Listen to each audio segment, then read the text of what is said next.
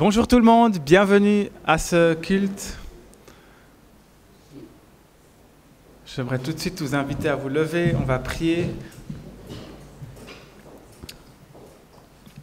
Seigneur, j'aimerais te rendre gloire parce que tu permets qu'on puisse se réunir en paix pour te rencontrer. Et Seigneur, nous sommes venus ici devant toi parce que notre désir est de te rendre un culte, de te louer, de t'adorer.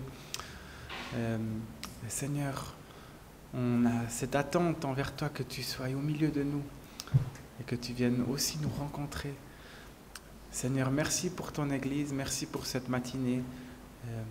Seigneur, sois avec nous ce matin, dans le nom de Jésus. Amen. J'ai le plaisir de pouvoir inviter Monique à nous rejoindre sur scène. Elle va nous partager le message d'aujourd'hui. Je vais prier pour toi, Monique. Seigneur, je suis reconnaissant que tu nous as donné Monique comme pasteur. Merci pour le message qu'elle a préparé pour aujourd'hui.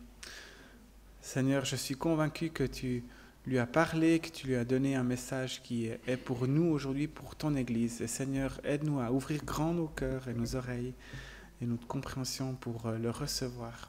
Je te prie dans le nom de Jésus. Amen. Merci beaucoup. Merci.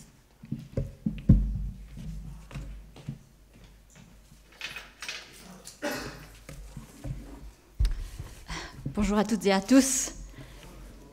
Excusez-moi, j'enlève les boules qui est, c'est pas parce que la louange n'était pas bien. C'est juste que j'ai encore un petit peu de problème avec le volume un peu trop élevé. Donc, la louange était très bien, merci. Comme nous le rappelait Niki en début d'introduction, on a fêté jeudi donc l'Ascension.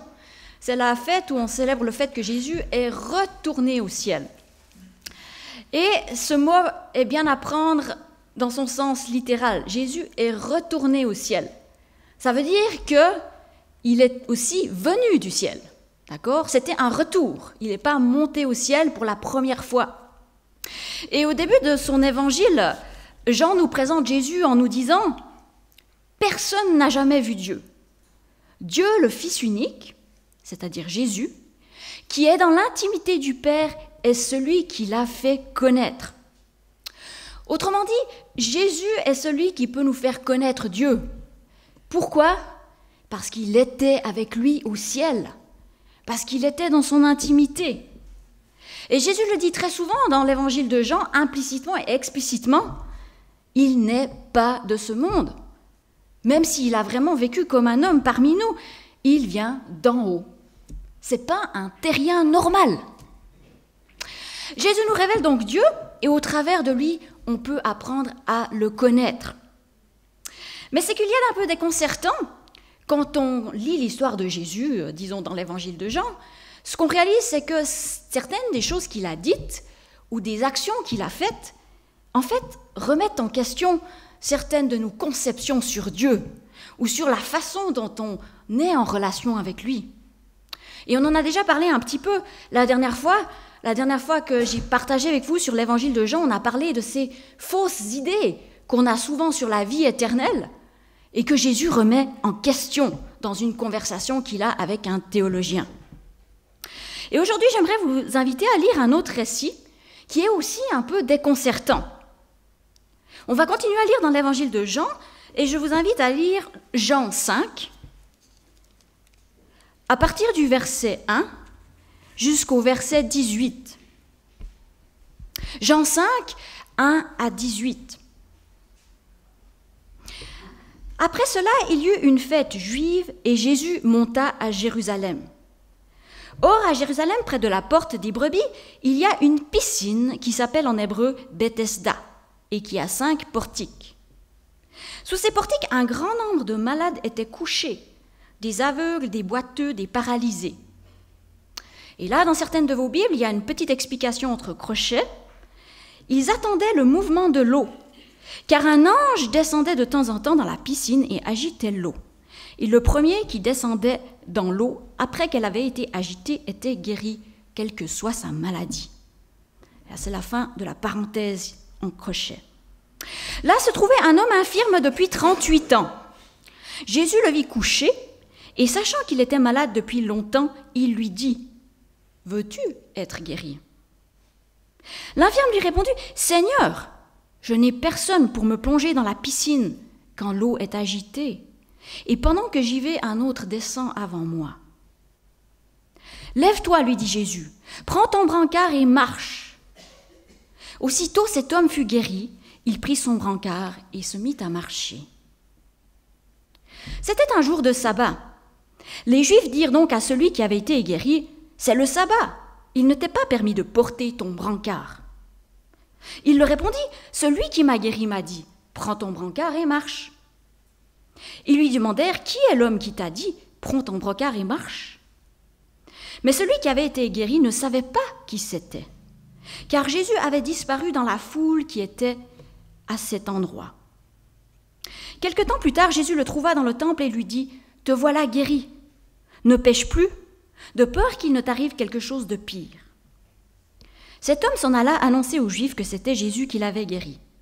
C'est pourquoi les Juifs poursuivaient Jésus et cherchaient à le faire mourir, parce qu'il avait fait cela le jour du sabbat. Cependant, Jésus leur répondit, « Mon Père est à l'œuvre jusqu'à présent. Moi aussi, je suis à l'œuvre. » Voilà pourquoi les Juifs cherchaient encore plus à le faire mourir, parce que non seulement il violait le sabbat, mais il appelait aussi Dieu son propre Père, se faisant l'égal de Dieu.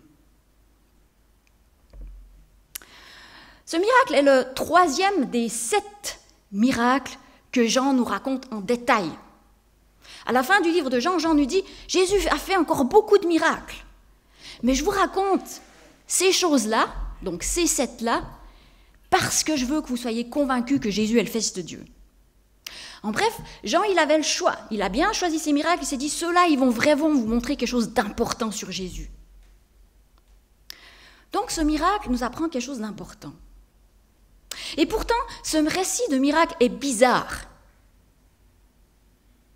En fait, ce miracle, il ne se produit pas du tout de la façon dont nous avons l'habitude de voir des miracles se produire dans les évangiles. Ou pas tellement de la façon dont on imagine que Dieu ou Jésus opère des miracles encore aujourd'hui. Jésus fait ici quelque chose qui, je crois, remet en question certaines de nos idées sur la façon dont il agit dans ce monde et dont il fait des miracles, sur la façon dont Dieu bénit l'humanité. Je vais m'expliquer.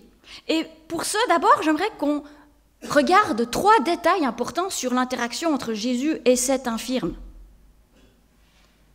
Premier point surprenant de cette histoire, c'est Jésus qui s'approche de cet infirme et lui demande s'il désire être guéri.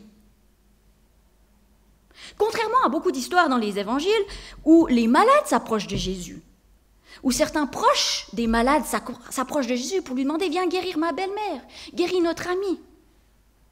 Ce n'est pas du tout le cas ici. Le texte nous dit simplement « Jésus le vit couché et sachant qu'il était malade depuis longtemps, il lui dit « Veux-tu être guéri ?» Autrement dit, le texte ne nous dit pas que cet homme entreprend une démarche auprès de Jésus. Et en fait, le texte nous dit qu'il ne connaissait même pas Jésus, il ne savait pas le nom de la personne qu'il a guérie. Reprenons le contexte, il est dit qu'il y avait sous les portiques de cette piscine un grand nombre de malades, des aveugles, des boiteux, des paralysés. Et là, au milieu de tous ces malades, Jésus s'approche juste d'un homme. Vous avez remarqué, il ne les a pas tous guéris. Il s'approche d'un homme, d'un seul qui lui a rien demandé. Et après une très brève interaction, Jésus le guérit. Pourquoi cette personne plutôt qu'une autre ? La seule chose qui nous est dit, c'est qu'il était malade depuis longtemps, 38 ans. Et le texte semble suggérer que c'est un peu ce qui a poussé Jésus à le guérir. Il nous est dit, Jésus le vit couché et, sachant qu'il était malade depuis longtemps, il lui dit, « Veux-tu être guéri ?» Autrement dit, le seul indice qu'on a ici de la raison pour laquelle Jésus le guérit, c'est qu'il a eu compassion parce qu'il était malade depuis très longtemps. En tout cas, ce n'est pas parce que le malade lui a demandé de le guérir. Deuxième point étrange dans ce texte. Jésus n'a pas guéri cet homme en réponse à sa foi en lui. Cet homme n'avait pas une particulière foi en Jésus dans son habilité à guérir. On le voit très bien, déjà, il ne sait pas qui est Jésus. Quand les Juifs lui demandent qui c'est qui t'a guéri, il dit « Écoutez, je ne sais pas. Donc non seulement il ne sait pas qui est Jésus, mais en plus il y a plusieurs signes dans l'attitude de cet homme qui nous montrent que son attitude elle est un peu bizarre, pas très exemplaire. Par exemple, quand Jésus lui dit « Veux-tu être guéri ?» Il ne répond pas directement, il dit « Seigneur, je n'ai personne pour me plonger dans la piscine quand l'eau est agitée, et pendant que j'y vais, un autre descend avant moi. » Alors il faut savoir ici que le terme « Seigneur », ça ne veut pas dire que cet homme reconnaît Jésus comme son Seigneur. C'est un titre de politesse, un peu comme monsieur ou bien maître, si on rencontrait un chef religieux. D'accord ? Et puis la réponse de l'homme, qu'est-ce que ça veut dire ça ? Il n'a pas dit « je veux être guéri ». Alors, d'un côté, ça montre qu'il est un peu désespéré, il dit « voilà ma situation, j'ai personne pour m'aider à descendre dans l'eau ». Mais en même temps, il y a un indice qui me chicane dans sa réponse, c'est qu'on a un peu l'impression qu'il rejette un petit peu la faute sur les autres quand même. Il dit « il n'y a personne pour me mettre dans cette eau ». Pourquoi est-ce que je lis ça comme ça ? Parce qu'un peu plus loin, quand il rencontre les chefs juifs lui disent « t'as pas le droit de porter ton brancard ». Et qu'est-ce qu'il répond ? Il dit « c'est pas moi !» Il dit « c'est l'homme qui m'a guéri, qui m'a dit que je devais faire ça ». Alors quand il y a un caractère dans la Bible qui dit « c'est pas moi » en général, c'est que ça nous rappelle tous l'histoire d'Adam et Ève quand même. Donc tout ça, c'est des signes qui montrent qu'en fait cet homme, c'est un peu problématique son attitude. Donc cet homme, il a l'air un peu résigné à son tort, mais enfin Jésus comprend quand même qu'il veut être guéri, il le guérit. Alors je ne dis pas ça pour critiquer cet homme, vous allez voir, c'est juste pour qu'on comprenne bien le but de cette histoire. Troisième point un peu, qui montre que cette histoire, c'est juste... c'est pas du Hollywood, quoi, ça joue pas. Le troisième point, c'est que non seulement cet homme, il ne montre pas une certaine foi envers Jésus avant la guérison, mais après sa guérison. Il n'exprime ni reconnaissance, ni foi en Jésus.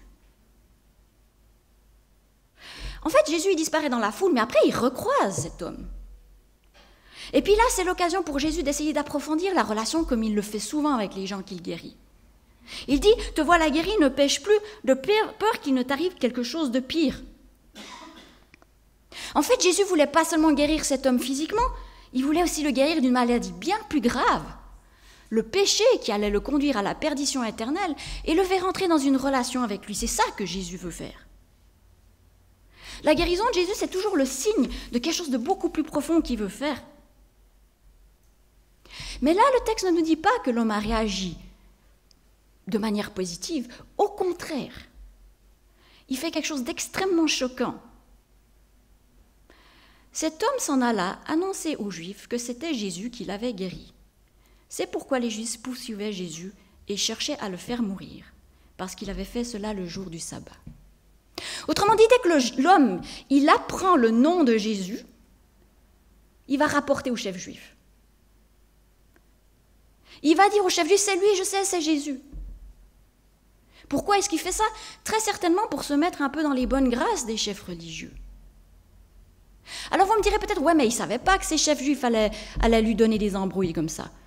Bien sûr qu'ils savaient. Les chefs juifs, ils étaient avec lui, ils lui disaient, t'as pas le droit de porter ton brancard. C'est clair qu'ils c'était parce qu'ils allaient faire des reproches à Jésus. Il est clair que la réponse de cet homme, c'est pas du tout une réponse appropriée à l'action de bénédiction que Jésus fait dans sa vie. Et en fait, quelques chapitres plus loin, on a une histoire similaire. Jésus guérit un aveugle le jour du sabbat. Et ça se passe de manière très similaire. Cet aveugle, les Juifs le rencontrent, ils lui font des reproches, ils lui disent qui c'est qui t'a guéri, c'est le sabbat, c'est pas permis. Mais là, l'aveugle, il ne va pas dénoncer Jésus. Il leur dit, ouais, mais je veux dire, un homme qui fait des guérisons, ça peut que venir de Dieu. Autrement dit, cet aveugle, il défend Jésus. Et puis un peu plus tard, il recroise Jésus et Jésus se présente à lui. Il lui dit, crois-tu au Fils de l'homme ? Mais qui est-ce, Seigneur ? C'est moi qui te parle. Et là, l'homme a foi en Jésus. Ça, c'est la réponse appropriée. Donc notre histoire ici, ce n'est pas une réponse appropriée. Donc tout ça que Bref, pour résumer, dans notre récit, Jésus il guérit un homme qui lui a rien demandé, qui n'avait pas la foi en lui avant la guérison, ni après la guérison, et qui n'a pas remercié. Donc cette histoire, elle est un petit peu tout le contraire de ce qui est parfois véhiculé dans nos milieux chrétiens, parce que des fois on dit, entre chrétiens, que Dieu ne guérit que ceux qui ont la foi en lui. Ben non, visiblement pas. Des fois on dit que Jésus peut guérir que parce qu'on a la foi, puis que si on n'a pas la foi, il n'arrive pas. Désolé mes amis, c'est pas ce qu'on voit. Alors entendons-nous bien, c'est vrai que la foi, c'est la façon dont on entre en relation avec Jésus, et c'est la réponse qu'il veut de notre part, idéalement même avant qu'il fasse le miracle. Ça, c'est tout à fait clair dans les évangiles. Très régulièrement aussi, on voit que Jésus loue la foi de certaines personnes qui l'approchent. Et puis on le voit clairement faire des miracles, apparemment, en réponse à la foi des gens, parce qu'il leur dit qu'il te soit fait selon ta foi. Alors très clairement, la foi est importante. Tout ça, c'est vrai. Il est aussi dit, par exemple, qu'à Nazareth, Jésus a pu faire peu de miracles à cause de l'incrédulité des gens. Mais là aussi, vous remarquerez qu'il a fait peu de miracles. Ce n'est pas qu'il n'en a pas fait. D'accord ? Mais alors, pourquoi Jean nous raconte-t-il ce miracle ? Si l'attitude de cet infirme, elle n'est pas exemplaire pour nous, pourquoi est-ce qu'il raconte cette histoire ? Pourquoi il n'a pas choisi un exemple un petit peu plus positif ? C'est parce que le centre de cette histoire, ce n'est pas l'infirme, c'est Jésus, et c'est ce que cette histoire nous montre sur Dieu.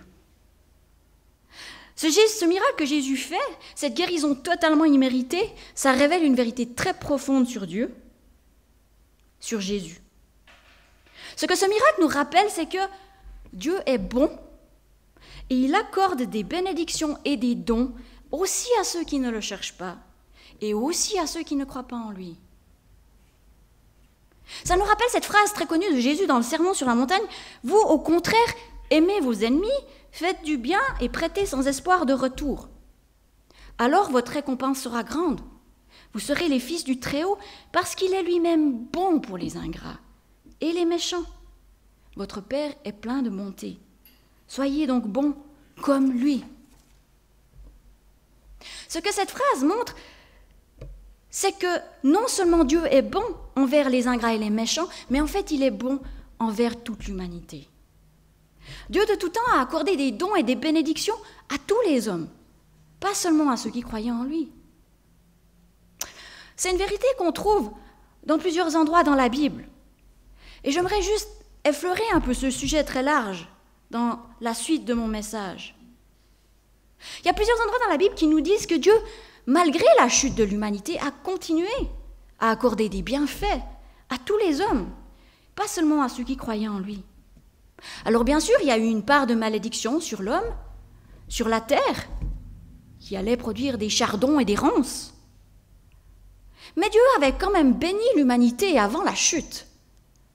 Et la chute n'a pas complètement annihilé la bénédiction de Dieu. Tout d'abord, Dieu continue de donner la vie aux êtres humains. Il a donné la guérison ici à quelqu'un qui ne croyait pas en lui. Il accorde encore des guérisons à des gens qui ne croient pas en lui.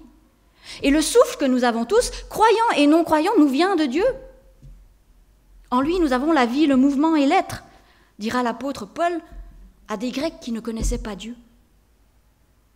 De plus, la Bible nous dit que c'est Dieu qui a fait en sorte que la terre produise de la nourriture, qu'il y ait des saisons, qu'il y ait de la pluie, du soleil, pour que l'humanité puisse survivre. Mais pas seulement survivre, même prospérer, même être dans la joie. Dans un autre de ses discours à des Grecs qui ne connaissaient pas Dieu, Paul a dit, dans les siècles passés, ce Dieu, donc le vrai Dieu, a laissé tous les peuples suivre leur propre chemin. Pourtant, il n'a jamais cessé de leur donner des témoignages de sa bonté. Car il vous envoie du ciel la pluie, des fruits abondants en leur saison. Oui, c'est lui qui vous donne de la nourriture et qui comble vos cœurs de joie. Dans le psaume 145, on lit ces très beaux versets. « L'Éternel est bon envers tous les hommes et plein de tendresse pour toutes les créatures. » Alors c'est vrai que les conditions météorologiques ne sont pas propices partout, ni tout le temps. C'est vrai qu'il y a des dérèglements dans la nature, des catastrophes climatiques même, de plus en plus fréquentes. Et certains de ces problèmes sont clairement le résultat de l'homme, l'activité humaine. D'autres le sont moins. Mais il n'en demeure pas moins que Dieu a permis à l'humanité de survivre, de prospérer, de se développer. Et qui ne donne pas uniquement ces conditions à ceux qui croient en lui. Dieu est plein de bonté envers tous les hommes et c'est exactement ce qu'illustre le miracle de Jésus. C'est avec ce Dieu qui soutient le monde, qui fait du bien dans le monde que Jésus s'identifie. En effet, au verset 17, lorsque les Juifs s'interrogent et accusent Jésus d'avoir agi le jour du sabbat, il donne une réponse intrigante. Il dit « Mon Père est à l'œuvre jusqu'à présent, moi aussi je suis à l'œuvre. » Qu'est-ce que Jésus veut dire? Vous voyez, travailler le jour du sabbat, ce n'était pas permis et c'était punissable de mort selon la loi juive. Mais même la loi juive reconnaissait des exceptions. La sage-femme, si quelqu'un va naître le jour du sabbat, on ne peut pas dire « Écoute, bébé, désolé, on fera ça un autre jour. » D'accord. Et c'était la même chose, c'est que dans la loi juive, il y avait une exception qui était Dieu. Dieu lui-même, il ne peut pas cesser toute activité. Parce que selon la vision juive des choses, c'est Dieu qui soutient le monde. C'est lui qui donne la vie. Si Dieu il arrête de soutenir le monde, la vie s'arrête. Le monde arrête de tourner. L'humanité se désintègre. C'est ça que Jésus veut dire. Il s'identifie à ce Dieu-là, ce Dieu qui agit même le jour du sabbat pour faire du bien aux hommes, qui continue à se soucier d'eux. Ce texte nous rappelle donc que Dieu continue de donner des bénédictions. Cet homme ne méritait pas cette guérison, tout comme la providence de Dieu permet à ce monde de continuer de tourner. Eh bien, Jésus a continué à donner des bénédictions à des gens qui ne le connaissaient même pas. On appelle cette bénédiction que Dieu accorde à tous les hommes, des fois dans le jargon théologique, la grâce commune. Et les dons que Dieu a faits à l'humanité ne se limitent pas juste à la nourriture, à la vie, à la guérison. Il y a beaucoup d'autres exemples et je n'ai pas le temps d'aller dans tous les détails. Mais je vais juste en mentionner un. Par exemple, vous aurez remarqué que Dieu accorde des talents artistiques, intellectuels, techniques, à tout le monde, pas seulement aux chrétiens. On est d'accord. Et puis souvent, disons-le quand même, il y a des non-chrétiens qui sont beaucoup plus doués que nous, dans certaines choses. Pourquoi? Parce que Dieu donne des dons à tout le monde. Il est bon. Il nous a créés à son image. Et même si le péché et la rébellion a entaché l'intelligence humaine, elle ne l'a pas complètement détruite. Et Dieu donne des dons encore aujourd'hui, à tout à chacun. Lorsque nous rencontrons un génie de mathématiques, un génie de musique, qu'on écoute une belle musique, un danseur hors pair, un artiste, un peintre, fantastique. D'où leur viennent ces dons et ces qualités? De Dieu. Tout don parfait, tout don excellent nous viennent de Dieu, Jacques 1, 17. Alors bien sûr, après, l'humanité peut faire mauvais usage de ces dons, mais ils viennent de Dieu. Vous savez, même certaines connaissances technologiques que l'humanité possède maintenant viennent de Dieu. Il y a un passage très intéressant dans Ésaïe 28, je vous laisserai le lire en entier chez vous, où il est dit que c'est Dieu qui a appris aux cultivateurs comment ils devaient semer et comment ils devaient faire du pain. Et ce passage se termine en disant « Cela aussi vient de l'Éternel, le maître de l'univers. Il distribue de merveilleux conseils et augmente les capacités de discernement. »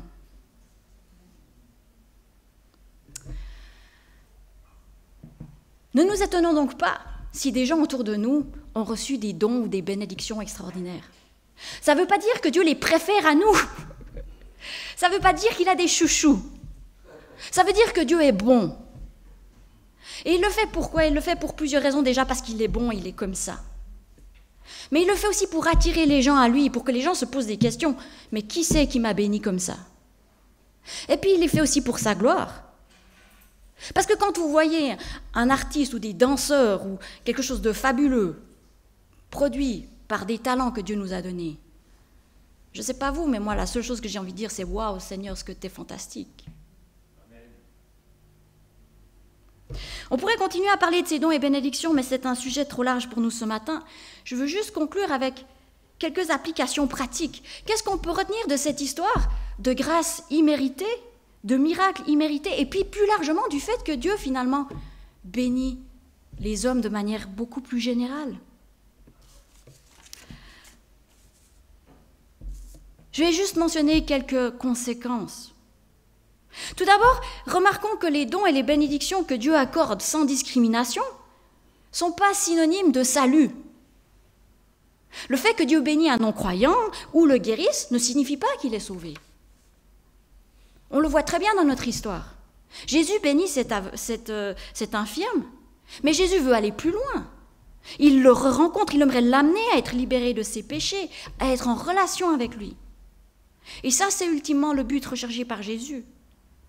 On peut bénéficier des dons de Dieu, mais sans la foi, nous ne sommes pas dans une relation avec lui, nos péchés continuent de peser sur nous et nous n'avons pas la vie éternelle. Ça, c'est très important. Mais en même temps, comme je l'ai dit, ces expressions de la bonté de Dieu, elles ont pour but de nous attirer vers Dieu quand même. Romains 2,4, ne sais-tu pas que la bonté de Dieu te pousse à la repentance? Et là, il y a quelque chose d'important pour nous quand on essaie de témoigner autour de nous. Parce que ce que cette histoire nous montre aussi, c'est que finalement Dieu agit souvent, déjà dans la vie des non-croyants, de manière incognito. Cet homme a été guéri, c'est même pas le nom de Jésus, d'accord? Mais il a été guéri et ça, il ne peut pas le nier.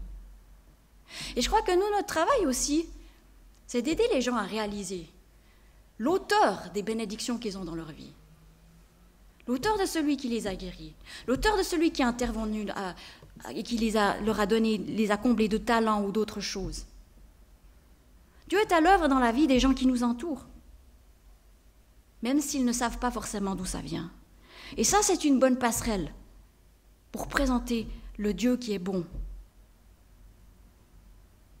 Une autre conséquence du fait que Dieu fait des dons à tout le monde, c'est que on ne doit pas être surpris si quelqu'un de non-croyant, il a un don peut-être plus important que le nôtre en musique. Mais on ne doit aussi pas se priver des dons que Dieu fait à tous les hommes finalement. Et ça explique pourquoi c'est aussi légitime, en tant que chrétien, de se rendre chez un médecin, un bon médecin non-chrétien, ou un bon menuisier non-chrétien, ou un bon architecte non-chrétien. Dieu a fait ses dons pour ces personnes, mais aussi pour toute l'humanité.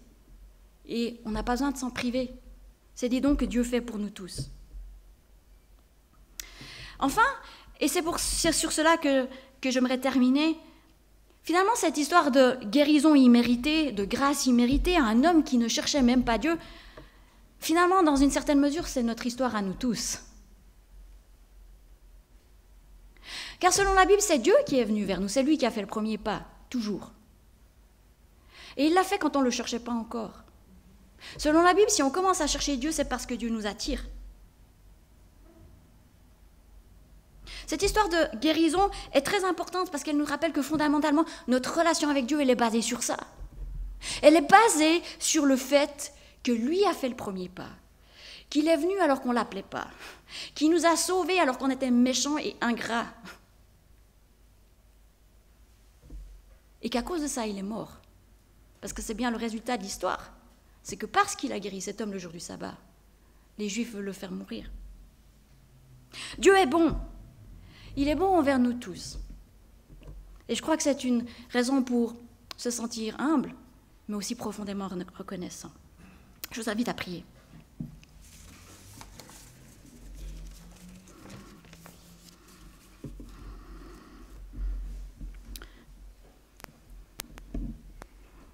Oui, Seigneur Jésus, merci parce que tu es bon et tu as démontré la bonté de ton Père, Seigneur, lorsque tu étais sur cette terre. Tu l'as démontré de tellement de façons, mais aussi bien sûr en bénissant les gens autour de toi. Seigneur, merci pour tous les signes de bénédiction que nous avons dans notre vie, Seigneur. Merci pour tout ce que tu nous donnes. Merci pour ton salut, Seigneur. Merci d'être mort pour nous, pour que nous puissions être dans cette relation avec toi. Seigneur, notre prière ce matin, c'est que beaucoup de gens qui nous entourent et qui ne te connaissent pas encore, comme l'auteur de leur bénédiction, comme celui qui veut les rencontrer, Seigneur, puissent venir à te connaître, Seigneur. C'est notre prière. Aide-nous à être ces témoins aussi, Seigneur, à les accompagner sur ce chemin, Seigneur, où ils puissent venir à te connaître comme l'auteur de tout don parfait, comme celui qui s'est donné pour eux, comme celui qui est l'origine de tout bien et qui veut les bénir encore plus abondamment en toi, Jésus. Amen.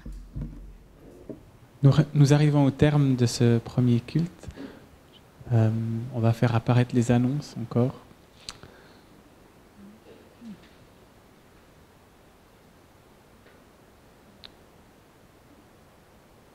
Alors voilà, ça s'affiche là devant. Donc nous avons le groupe de femmes en promenade le mardi. Mercredi, le cours croissance, 4e volet ou 5e, 4e, sur l'importance du témoignage de la foi chrétienne, ici à 20h. Ensuite, jeudi et vendredi, une réunion de prière en ligne, et vendredi à la soirée feu. Mais je n'ai pas d'autres infos. Est-ce que quelqu'un a reçu d'autres infos? En tout cas, sinon, il faut contacter Christian Vuarnaud qui peut vous renseigner. Et, dimanche 28 mai, on a les 2 cultes à 9h et à 10h30 ici. Voilà, c'est tout pour le programme de la semaine. Personne n'a envie de dire quelque chose. Je voudrais vous inviter à vous lever et on va prier ensemble. Seigneur, merci pour ton Église, merci pour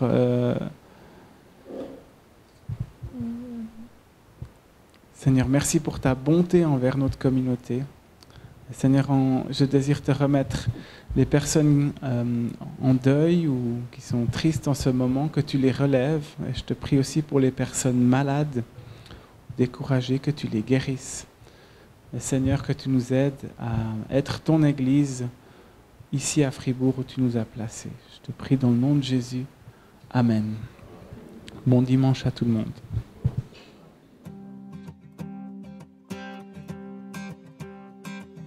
Quittant la gloire de ton ciel, tu es venu sur terre. Fils aimé du Dieu éternel, tes bras tu as ouverts. Ta grâce a bouleversé le cours de notre humanité. Nous crions ensemble victoire. Christ est la lumière du monde. Que sa gloire couvre la terre. Puissance